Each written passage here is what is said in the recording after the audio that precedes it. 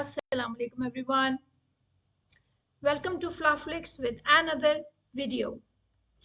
Today we will continue life in Makkah, and we already have done its first part, that was birth and upbringing of the Holy Prophet, Harbul Fijar and Halful Fuzul. So we ended it at Halful Fuzul, and today we will start again from marriage to Khadija. And you already know what is the question. Question that we are doing is write an account of Prophet's early life from his birth till the call. So we are doing this question. Before we do its proper answer, I would like you all to note down its marking scheme. So take a paper and pen and write down some important points, because marriage to Khadija can come as a part of this long question, and it can also come as a separate question for 10 marks. So you should know how to write it for 10 marks. Okay, so let's start the marking scheme of this point. First of all, you will mention her full name, for example, Khadija, daughter of Khalid. Then you will give her some information about her. For example, you will tell her character. Next, her previous marriages. Next, children from previous marriages. The next point is her profession. Then her meeting with the Holy Prophet. Then her marriage with the Holy Prophet. Then her children from Holy Prophet. Second last point is her support and love for the Prophet, and Prophet's love and support for her. And the last point is her death, age, and burial. Okay, at least you have to give 1 to 2 Quranic quotations or verses or references in order to prove her important for Prophet's life. And obviously, she was a role model for we all Muslims. Okay, now let's start the topic now. Hazrat Khadija, daughter of Khalid, was a wealthy and respectable widow. Her father was a successful merchant and left her a great wealth. Now you will find some differences in your multiple books. In some book you will read she received the wealth from her previous husbands, and some other book will tell you she got it from her father. Both can be correct because she was a very wealthy merchant lady. So she could get it from all of them. Some of the wealth maybe was from her previous husbands, and it was from her father as well. She was first married to Atiq and bore him one daughter named Hinda. After the death of Atiq, she got married to Abu Hala and bore two sons from him. Their names were Hala and Hind. After the death of her second husband, she remained a widow for a long time and conducted trade in Mecca.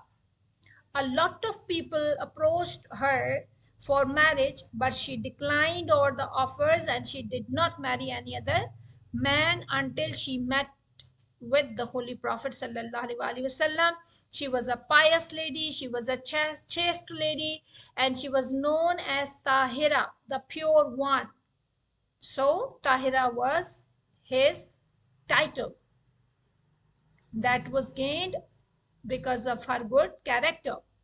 She used to send her merchandise for trading to other countries. She came to know about the reputation of Holy Prophet ﷺ, and she employed him and sent him to Syria for a trade trip along with her slave Masra. Now Masra is not a girl, he was a boy, and the slave boy of Hazrat Khadija. Holy Prophet returned with good profit. Masra spoke very high of the Prophet's good dealing and character. Hazrat Khadija also noticed the shadow of two angels like a cloud covering the Prophet ﷺ, and she also confirmed it twice. First by sending back the Prophet, and she noticed the same cloud was covering him, and later on she confirmed it from Masra as well. And she talked to her cousin Warqa bin Nawfal about this thing, and he also confirmed he is the blessed one. And Khadija, because of the good dealings and the character of Holy Prophet sallallahu alaihi wasallam, became so much pleased and impressed. She was impressed to the extent that she herself proposed him marriage through her friend or a slave boy, Nafisa. Now here differences can also occur in your some books. For example, Nafisa is mentioned in some of the books as her slave girl, and some other books tells us about that Nafisa was her friend. So both can be correct. Maybe she was the slave girl of her and she was a good friend of her as well. Okay, so you can combine both of them and your answer. The proposal message was, "Oh, son of my uncle, I like you because of our relationship and your reputation among your people, and because of your honesty, trustworthiness, and truthfulness." Now, these words of Hazrat Khadija tell us what should be the preference while marrying somebody. So, preference should be the character, because she chose him because of his good character and good personality means inner personality. I'm not talking about outer personality, because Holy Prophet sallallahu alaihi wasallam had really a very good reputation among his people because of his good character, piety, truthfulness, and trustworthiness. So this is much more important than your appearance. Obviously, Holy Prophet sallallahu alaihi wasallam, he already had best appearance. He was the most beautiful human on the earth, but his character was very much beautiful as well. Prophet sallallahu alaihi wasallam accepted the proposal after the consultation with his uncle that was accepted, and marriage was conducted in 595 AD, and Abu Talib delivered khutbah nikah. Now, this point, that is, Abu Talib delivered khutbah nikah of Holy Prophet sallallahu alaihi wasallam, is another important point for Abu Talib as well. Now, I will make you revise some points for Abu Talib here. Abu Talib was very significant for the Prophet because he first trained him as a shepherd, then as a trader, then as a military leader.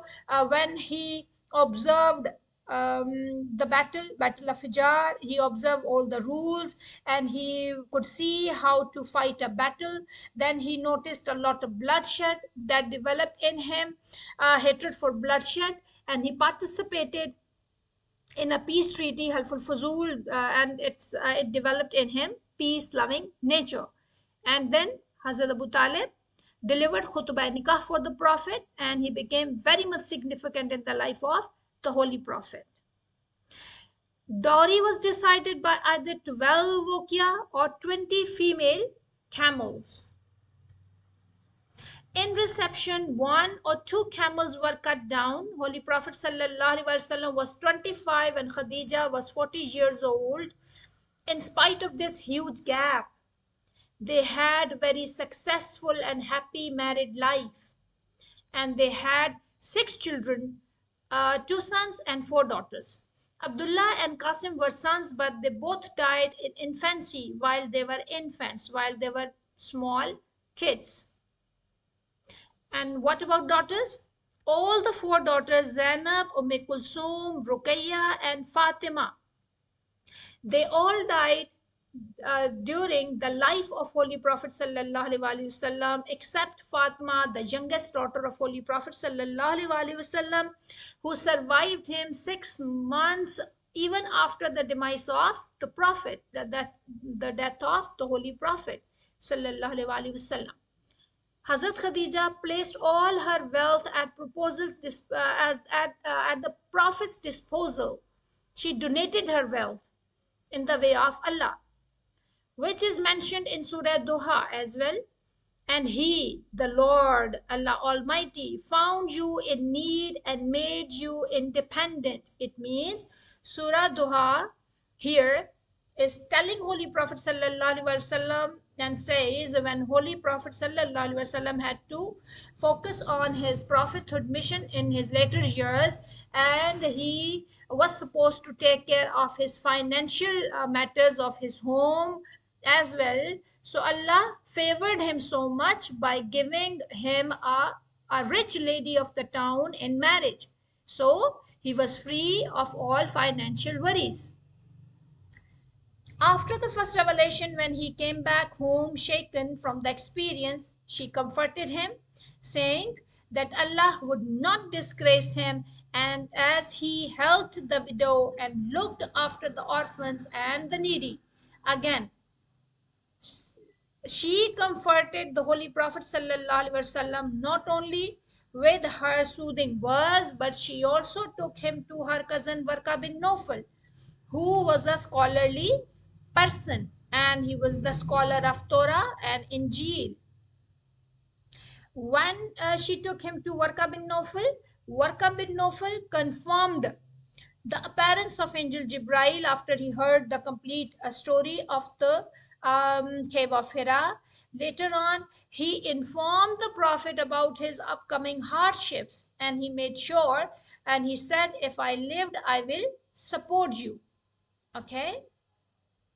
She remained the only wife of Holy Prophet sallallahu alaihi wasallam till her death. Holy Prophet sallallahu alaihi wasallam never married while she was alive, and she also suffered persecutions after Holy Prophet sallallahu alaihi wasallam announced his prophethood, but she never left him alone. She bore the persecutions of boycott for 3 years. And after boycott, because of this torture, hunger, and thirst, she died, leaving the Prophet alone in 10th year of prophethood. This was the same year in which another good supporter of the Prophet, Abu Talib, also died. Holy Prophet sallallahu alaihi wasallam was deeply grieved and named this year as the year of grief or year of sorrow in the history of Islam. Okay, I hope this topic is clear to all of you. Now we will move on to the next topic, that is fixing of the black stone. Holy Prophet sallallahu alaihi wasallam was 35 in 605 AD when Quraysh decided to repair Kaaba that had been damaged due to the flood. The process of reconstruction was completed in harmony without any dispute because everyone was able to take part in the building tasks. So everyone is happy. Conflict arose amongst the Arabs regarding the fixing of the black stone, as it was a holy stone sent from paradise. Every tribe wanted to fix it with his own hand, and no one was ready to give the chance to any other. Bani Abduddar, Bani Adi were not letting anyone fix this stone, and they were about to kill each other. There was a fear of bloodshed. An old man, Abu Umayyah bin Mughira, was present over there, and he said to the Quraysh, "You people are of respectable tribe. Do not fight, but wait. Whoever enters the Kaaba from the door of Safa, a door of Holy Kaaba, request him to solve your problem." So next day, it was Holy Prophet sallallahu alaihi wasallam who entered Kaaba. Having seen at him, all of them said at once, "This is Amin, the trustworthy has come." So again, this is very, very important in order to prove Holy Prophet's character and people's trust in him. When they saw him, they all unanimously said, "Oh, this is Al-Sadiq Al-Amin." It means they trusted him a lot. They all requested him to solve their problem. Holy Prophet ﷺ asked for a sheet of cloth and placed the black stone in it, and asked all the chiefs to lift it to the level where it was to be placed. Okay, now here we can add some important point that this was a critical situation. They were about to kill each other. When Holy Prophet ﷺ reached there first, he could fix the black stone with his own hand because he was the first one to reach. So he was allowed to do it by himself. But he did not do so. He gave everyone the chance to fix it. And with his wisdom, with his foresight, he was able to finish this dispute in peaceful terms. Okay, so he was highly peace loving man, and he believed in the equality of humankind. That is why he gave everyone the chance to fix it. Now here there are some important points you need to fix here. You need to add in this answer, that is wisdom of the prophet, his foresight and love for humanity, justice. Okay, then the holy prophet fixed it in its place. Thus an explosive situation was resolved peacefully without any bloodshed by the wisdom and foresight of Prophet Muhammad sallallahu alaihi wasallam. Now, meditation is basically the start of your cave Hira incident. This is just an introduction. How he developed meditation more frequently just before his time of receiving the revelation. From age 35 onwards, Holy Prophet sallallahu alaihi wasallam started meditation more frequently, and he used to retreat in seclusion to the cave Hira for meditation. He was upset about the condition of the corrupt Arab society and their corrupt religious practices, and used to think about the real God.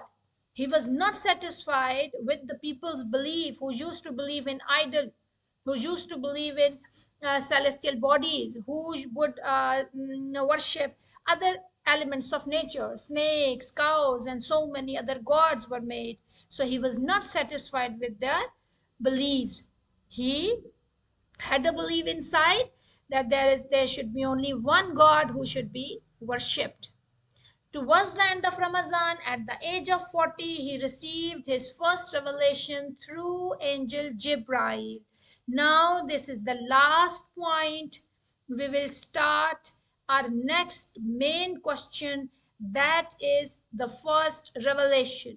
So, with this meditation, we have done successfully our first question, that was early life of the Holy Prophet from his birth till the call. So this is till the call. And now you are allowed to give a brief intro of first revelation just in 2 to 3 words. For example, I have given this in these last 2 lines, so it is enough.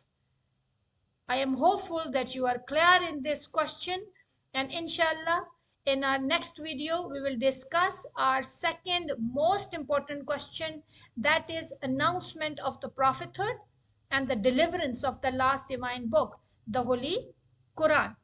It means we will do the first revelation in cave of Hira. Till then, take care. Allah Hafiz.